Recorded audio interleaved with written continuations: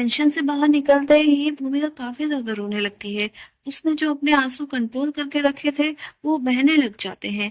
आलिया उसको शांत करती है क्योंकि आलिया को तो यह ताने की काफी ज्यादा आदत हो चुकी थी, इसलिए वो कुछ नहीं बोलती है। लेकिन उसका दिल भी काफी ज्यादा टूट गया था कि बार बार एक ही बात पर वो ताना देती रहती थी। भूमिका, आज मैं ये घर छोड़कर चली जाऊंगी, मुझे नहीं रहना यहाँ पर।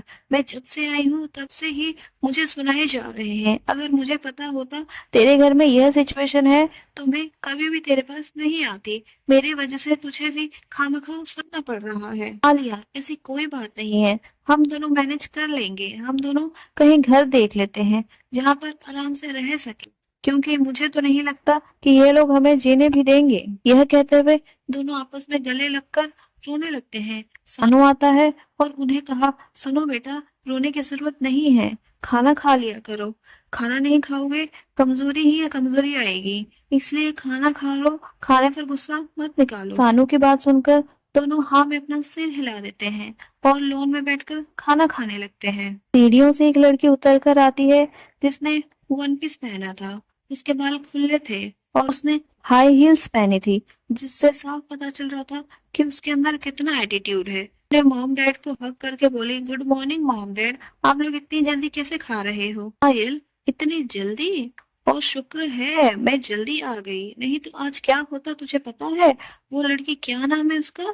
फिर वो भूमिका और आलिया की सारी बात बता देती है। सुनकर वो लड़की काफी गुस्सा होती है। वो बोली, इन दोनों की इतनी हिम्मत, आज तो मैं इनको सबक जरूर सिखाऊंगी। ये कहते ही वो अपने दिमाग में कुछ खुराफाती सोचती है और मुस्कुराते हुए अपना ब्रेड टोस्ट खाने लगती है और अपने मॉम डैड को भी वो सारे प्लान बता देती है। दोनों खुश होकर बोलते हैं, शाबाश बेटा, आखिर बच्ची किसकी है?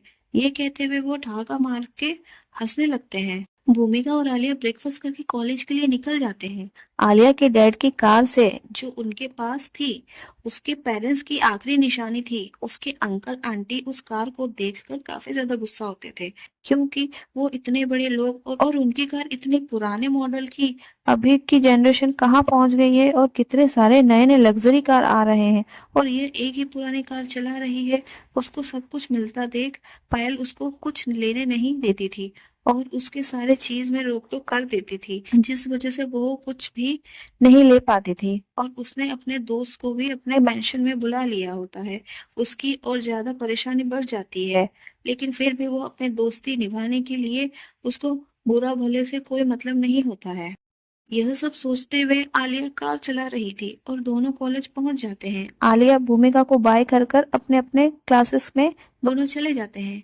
भूमिका ने बीए आर्कोलॉजी प्रोग्राम में स्टडी कर रही थी और आलिया बीकॉम कर रही थी, क्योंकि वो अपने पेरेंट्स की कंपनी को टेक ओवर करना चाहती थी उनके अंकल आंटियों से, क्योंकि उन्होंने उसके पापा के सारे प्रॉपर्टी हड़प ली थी और उसके लिए कुछ भी नहीं था। बड़ी मुश्किल से वो उस घर में रह रही है उसकी दादी की वजह से, नहीं तो उसको वहां रहने का मौका भी नहीं मिलता और उसको मेंशन से निकाल दिया जाता। इसलिए वो कुछ नहीं कहती है। उनको जितना उससे सुना जाता है ताना वो बर्दाश्त कर देती है और जितना नहीं होता है उसका पलट कर जवाब दे देती है।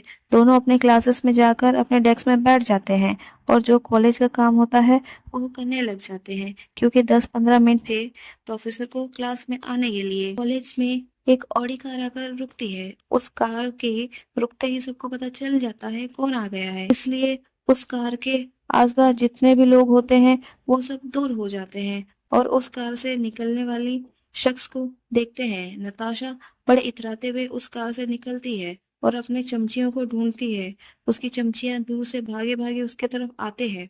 नताशा अपनी कार के दरवाजे को जोर से बंद करते हुए उन दोनों को देख रही होती है, क्योंकि उसकी चमचियां ने काफी टाइम लगा दिया था उसके पास पहुंचने में। उसको चाहिए था कि उसकी चमचियां हमेशा उसके पास सही टाइम पर आए उसके पास, लेकिन उसे अपनी चमचियों को ढूंढना पड़ रहा है, इसलिए उसका इंसल्ट हो गया जो वो बिल्कुल बर्दाश्त नहीं कर सकती है।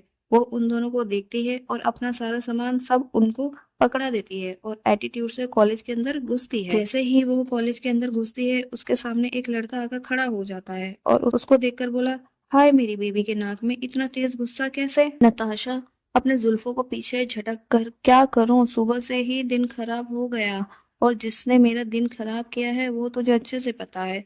आज मैं उसका दिन खराब करने के लिए आई हूँ, लेकिन इतना बेइज्जत करने के बाद भी यह लड़की अपना तेवर नहीं छोड़ती। आज तो इसको अच्छा सबक सिखाऊंगी मैं। यह कहते हुए नताशा अपने बॉयफ्रेंड ऋषि को गले लगाती है। वो अपने क्लासरूम की तरफ चली जाती है। उसने बीए लिया था क्योंकि उसके पास तो इतने सारे पैसे हैं, वो ज्यादा पढ़ाई करके भी क्या करेगी, क्योंकि उसकी शादी भी किसी अमीर लड़के के साथ ही होनी है। इसलिए उसे पढ़ने लिखने की कोई जरूरत नहीं है। उसके पास इतने पैसे हैं, वो खाए पिए और मजे मारे और अपने बॉयफ्रेंड के साथ घूमते रहे। उसका खर्चा उठाने के लिए उसका बॉयफ्रेंड है ना। ये सब उसकी सोच थी। इसलिए वो अपनी पढ़ाई से ज्यादा अपने घूमने फिरने, मेकअप में और अपने बॉयफ्रेंड के साथ टाइम स्पेंड करने में ज्यादा रहती थी। और उसके दो चमचियां तो है ही उसके कॉलेज का सारा काम कर देने के लिए।